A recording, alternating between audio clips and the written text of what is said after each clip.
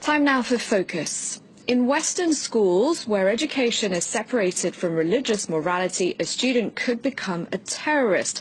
The words of the principal of a school in India funded by Hindu nationalists. Their influence has grown since Prime Minister Narendra Modi came to power.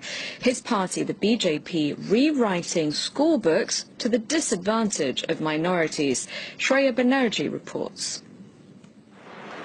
It's test day for these school students. The test, with 100 questions on Indian culture, is the first of its kind. It's been organized by India's ruling Hindu nationalist party, the BJP. It's not part of the curriculum, at least for now. We Indians are moving further away from our heritage.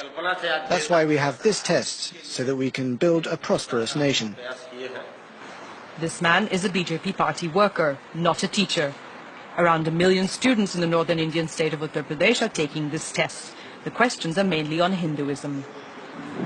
Where is the only temple of the Hindu god Brahma? When did the Hindu calendar begin? No other religion is mentioned. No mention, for example, of the 300 million Indian Muslims. But the students find nothing amiss. The test is focused on India, Indian poets, Indian movements, wars. We learn about our president, our prime minister, their programs and policies. Whatever we study enters our mind and increases our knowledge so that we can succeed in life. The test organizers are open about their intentions. They want to rewrite history. Whatever we have learnt from British and Muslim emperors should be removed, and it will be removed. The previous governments did not care about the nation. It is time for our government to put the right heroes in the syllabus. An Indian newspaper recently reported that certain textbooks had erased all mention of India's first Prime Minister, Jawaharlal Nehru.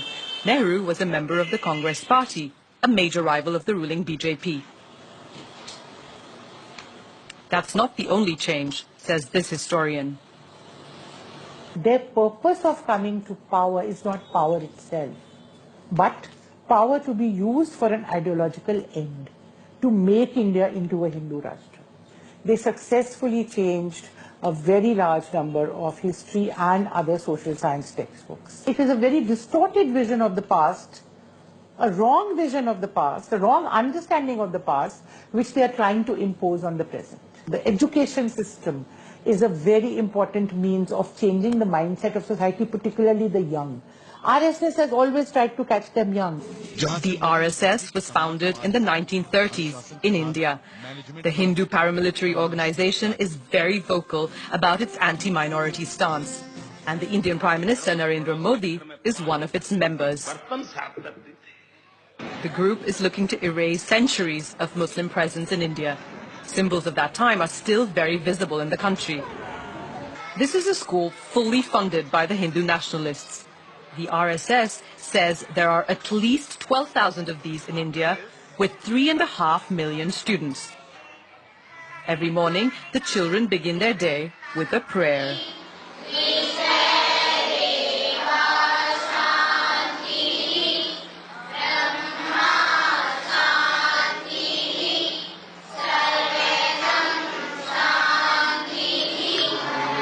Prayers are followed by a religious ceremony and the principal's speech.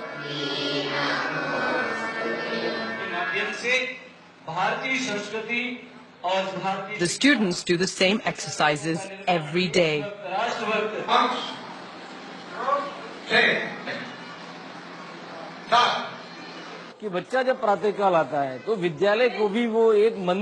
For the pupils, the school is a temple.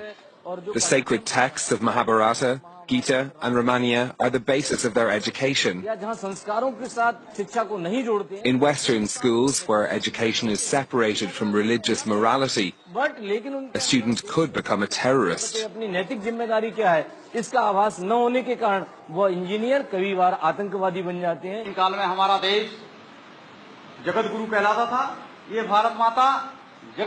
A narrative that glorifies Hindus and casts minorities as outsiders.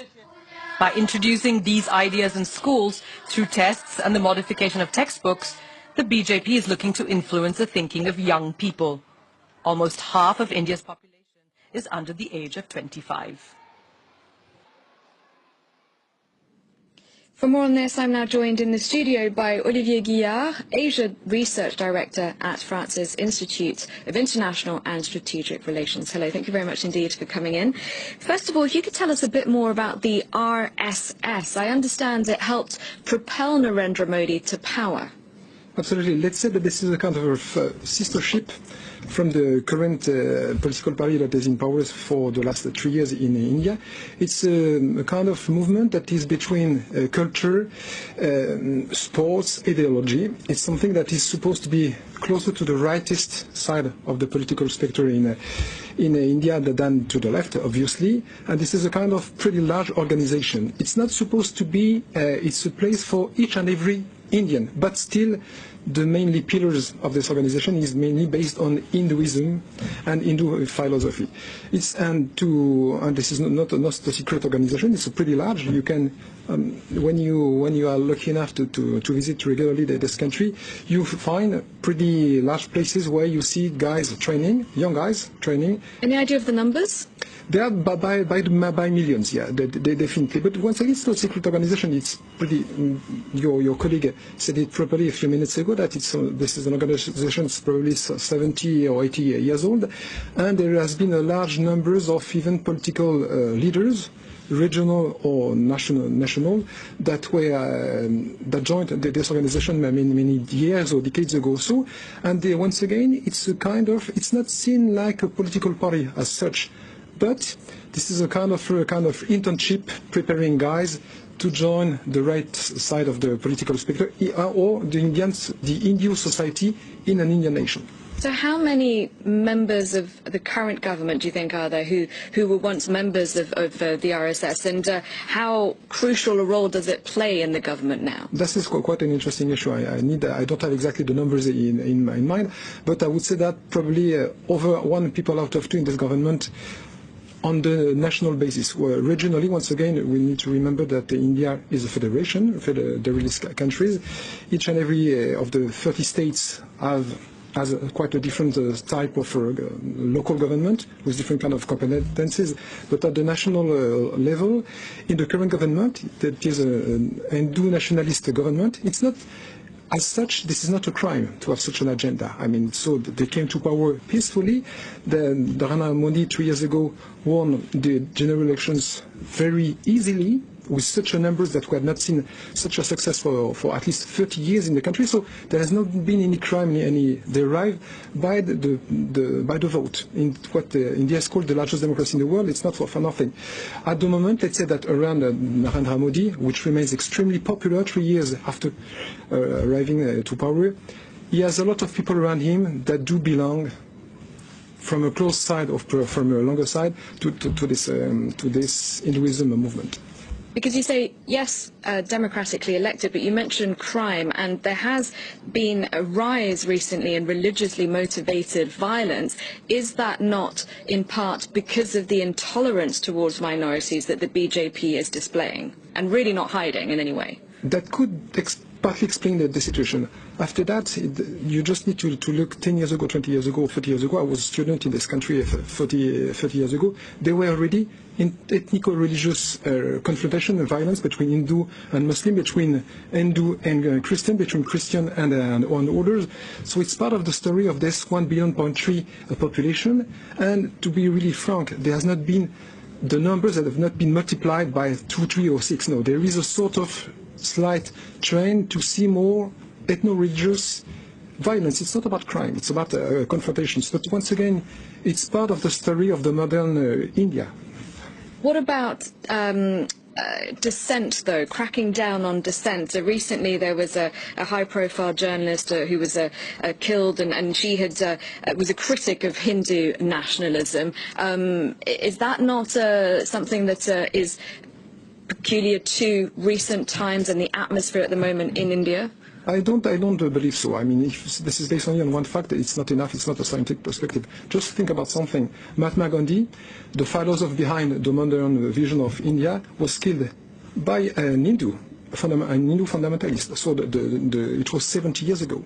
So I have not seen in this country that has probably one of the largest and freest press situation in the world, I have not seen such a huge tsunami or surge of such crime. It's a sad story, but still, we cannot say that the situation today is so complicated in India for the journalists. It's not the case. It's probably one of the freest press in the whole Asian region. So the wider population still very much supports Narendra Modi? Definitely, yeah. All right. Thank you very much indeed. We'll have to leave it there, Olivier Guillard. Thank you for your time. Thank you for watching. I'll be back at the top of the hour with a full news roundup.